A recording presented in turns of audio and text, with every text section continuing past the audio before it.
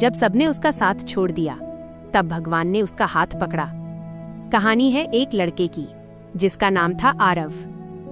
आरव एक साधारण लड़का, छोटे छोटे सपनों के साथ जीने वाला, लेकिन शायद किस्मत को कुछ और ही मंजूर था।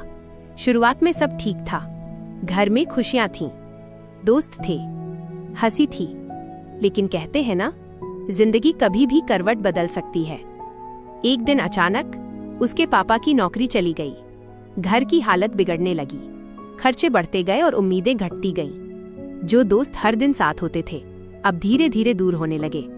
फोन उठाना बंद, मैसेज का जवाब बंद और मिलने के बहाने खत्म।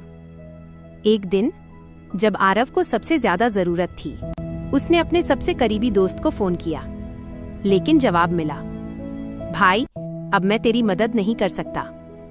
बस यही वो पल था जब आरव अंदर से टूट गया।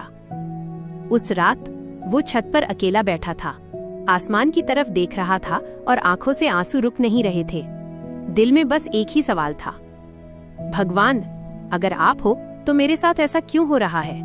रात के करीब 2 बजे उसने पहली बार पूरी सच्चाई के साथ भगवान को पुकारा, भगवान मैं हार गया हूँ, अब मुझसे नहीं हो रहा, अगर आप सच में हो तो मेरी मदद करो।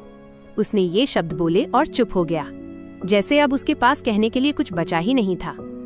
अगली सुबह बिना किसी उम्मीद के वो घर से निकला और सीधे एक मंदिर पहुंच गया। वो मंदिर गया था टूटकर, लेकिन उसे खुद भी नहीं पता था कि वो वहां से एक नई जिंदगी लेकर लौटेगा। मंदिर में भीड़ थी, लोग पूजा कर रहे थे, लेकिन आरव एक कोने में जाकर चुपचाप बैठ गया।